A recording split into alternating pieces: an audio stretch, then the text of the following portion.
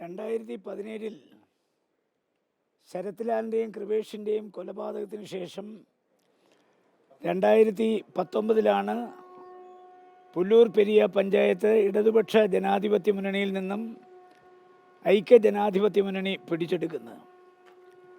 അപ്പോൾ 17 വാർഡുകൾ ആണ് ഉണ്ടായിരുന്നത്.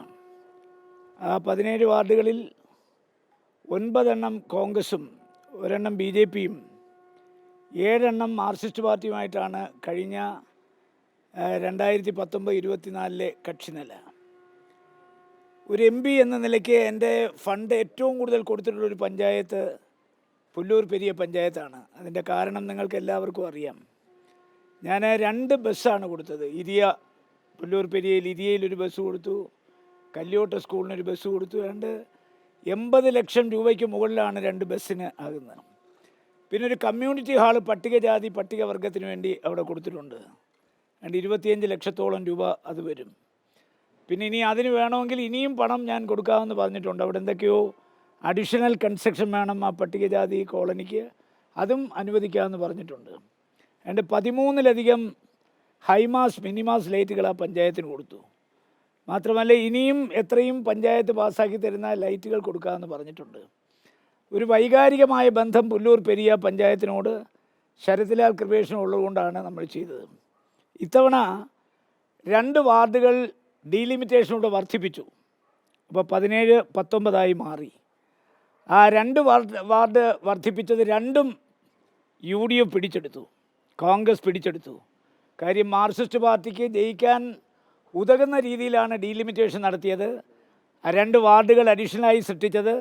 ആ 2 വാർഡുകളും കോൺഗ്രസ് പാർട്ടി പിടിച്ചെടുക്കുമ്പോൾ കഴിഞ്ഞ 5 വർഷക്കാലം പഞ്ചായത്ത് പ്രസിഡൻ്റായിരുന്ന ശ്രീ അരവിന്ദൻ്റെ വാർഡാണ് ഇടതുപക്ഷ മുന്നണി കോൺഗ്രസിൽ നിന്ന് പിടിച്ചെടുത്തത്. മാത്രമല്ല സ്റ്റാൻഡിംഗ് കമ്മിറ്റി ചെയർമാൻ ശ്രീ ചന്ദ്രൻ്റെ വാർഡ്, ഏറ്റവും പ്രധാനപ്പെട്ട സ്റ്റാൻഡിംഗ് കമ്മിറ്റിയുടെ ചെയർമാനായിരുന്നു. ആ വാർഡും മാർക്സിസ്റ്റ് പാർട്ടി പിടിച്ചെടുത്തു. അപ്പം മാർക്സിസ്റ്റ് പാർട്ടി പഞ്ചായത്ത് ഭരിക്കാൻ സൃഷ്ടിച്ച 2 വാർഡുകൾ കോൺഗ്രസ് പിടിച്ചെടുത്തപ്പോൾ കോൺഗ്രസിൻ്റെ 5 വർഷത്തെ പഞ്ചായത്ത് പ്രസിഡൻ്റ് വാർഡും സ്റ്റാൻഡിംഗ് കമ്മിറ്റിയുടെ ചെയർമാൻ്റെ വാർഡുമാണ് അവർ പിടിച്ചെടുത്തത്. അങ്ങനെയാണ് ഇപ്പോഴത്തെ കക്ഷിനില 19-ൽ 9-9 പിന്നെ 1 എണ്ണം BJP. കഴിഞ്ഞ പ്രാവശ്യം 1 എണ്ണം BJP ആണ്. ഇപ്പോഴും BJP ആ സീറ്റ് നിലനിർത്തി. പക്ഷേ നമ്മളെ സംബന്ധിച്ചിടത്തോളം 2 വാർഡുകൾ പിടിച്ചെടുത്ത് 9 ആക്കിയപ്പോൾ 9-11 ആകേണ്ട സ്ഥലത്ത് 2 വാർഡ് കോൺഗ്രസിൻ്റെ, അതും പഞ്ചായത്ത് പ്രസിഡന്റ് 5 വർഷക്കാലം ഭരിച്ച പഞ്ചായത്ത് പ്രസിഡൻ്റെയും സ്റ്റാൻഡിംഗ് കമ്മിറ്റിയുടെ ചെയർമാൻ്റെയാണ് ആ വാർഡ് അവർ പിടിച്ചെടുത്തത്. ഒരു കാര്യം ഞാൻ പറയാം, ഇത്തവണത്തെ സ്ഥാനാർത്ഥി നിർണയവുമായി ബന്ധപ്പെട്ട് കാസർഗോഡ് ജില്ലയിൽ ഒരു സ്ഥലത്തും ഞാൻ ഇടപെട്ടിട്ടില്ല. കാരണം ഞാൻ ചില അഭിപ്രായങ്ങൾ പിന്നെ സംഘടനാ ചുമതല വഹിക്കുന്ന KPCCയുടെ വൈസ് പ്രസിഡന്റ് സീനിയർ നേതാവായ ശ്രീ M. ലിജുവിനോട് പങ്കുവച്ചതല്ലാതെ ഞാൻ ഈ പറയപ്പെടുന്ന കോർ കമ്മിറ്റി യോഗത്തിൽ പോകാറില്ല. അതിനകത്ത് ഒരു അഭിപ്രായം നമ്മൾ രേഖപ്പെടുത്തിയിട്ടില്ല. സ്ഥാനാർത്ഥി നിർണയം എടുക്കാനുള്ള പൂർണ്ണമായ അധികാരം ജില്ലയിലെ നേതാക്കന്മാർക്ക് വിട്ടുകൊടുത്തു. ഇപ്പോൾ പഞ്ചായത്ത് പ്രസിഡൻ്റെ കാര്യം വന്നു. ഇന്ന് വേദനിപ്പിക്കുന്ന 2 സംഭവങ്ങളാണ് ഉണ്ടായത്. 4 അംഗങ്ങൾ ആ പഞ്ചായത്തിൻ്റെ പ്രസിഡന്റ് തെരഞ്ഞെടുപ്പിൽ നിന്ന് വിട്ടുനിന്നതിനേക്കാൾ എനിക്ക് അത്ഭുതം തോന്നുന്നത് ഈ വിട്ടുനിന്ന 4 മെമ്പർമാരോടൊപ്പം BJPയുടെ മെമ്പർ കൂടി വിട്ടുനിന്നു. അപ്പോൾ ഒരു അന്തർധാര അവിടെ പ്രവർത്തിച്ചു എന്ന് വേണം മനസ്സിലാക്കാൻ.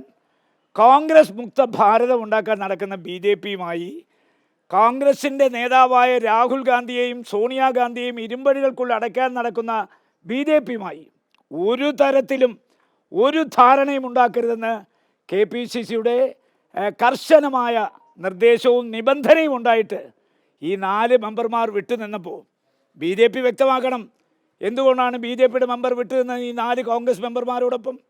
അപ്പോൾ ഈ 4 മെമ്പർമാരും BJPയുടെ ഒരു മെമ്പറും കൂടെ ഒരുമിച്ചാണോ നിൽക്കുന്നത്? അത് അറിയാനുള്ള അവകാശം പുല്ലൂർ പെരിയ പഞ്ചായത്തിലെ ജനങ്ങൾക്കുണ്ടല്ലോ. കാര്യം ജനങ്ങൾ കോൺഗ്രസിനെ അധികാരത്തിൽ കൊണ്ടുവരാനല്ലോ ശ്രമിച്ചത്. അതുകൊണ്ടാണല്ലോ ഈ പുതുതായി രൂപീകരിച്ച 2 വാർഡ് കോൺഗ്രസിന് അവർ വോട്ട് നൽകി വിജയിപ്പിച്ചത്. അപ്പോൾ ഒരു അന്തർധാര, ഒരു അവിശുദ്ധ ബന്ധം, ഒരു അവിഹിത ബന്ധമില്ലെങ്കിൽ ഒരു കാരണവശാലും ഈ 4 മെമ്പർമാരോടൊപ്പം BJPയുടെ അംഗം വിട്ടു നിൽക്കില്ല.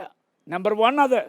നമ്പർ 2, 4 മെമ്പർമാർ വിട്ടു നിൽക്കണമെങ്കിൽ ഏതെങ്കിലും ഉന്നതരായ നേതാക്കന്മാരുടെ പിന്നെ പരിലാളനയില്ലാതെ, അവരുടെ പിന്തുണയില്ലാതെ, അവരുടെ സഹായമില്ലാതെ ഈ KPCCയുടെ തീരുമാനമനുസരിച്ച് പാർട്ടി വിപ്പ് കൊടുത്തിട്ട് ആ വിപ്പ് ലംഘിക്കാൻ 4 മെമ്പർമാർ തയ്യാറായപ്പോൾ അവരെ പിന്തുണയ്ക്കാൻ ഏതെങ്കിലും ഉന്നതന്മാർ അവരുടെ പിന്നിലില്ലെങ്കിൽ ഒരിക്കലും അവർക്ക് അങ്ങനെ ചെയ്യാൻ പറ്റത്തില്ല.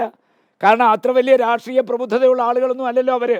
അപ്പോൾ KPCC, DCC ഇതൊക്കെ തങ്ങൾക്ക് പുല്ലാണെന്നുള്ള ഒരു പ്രഖ്യാപനത്തിൻ്റെ ഭാഗമായിട്ടാണ് നിങ്ങൾ 4 പേര് വിട്ടുനിന്നോ ഒരു പ്രശ്നവും വരില്ലെന്ന് സൂചിപ്പിച്ചത്.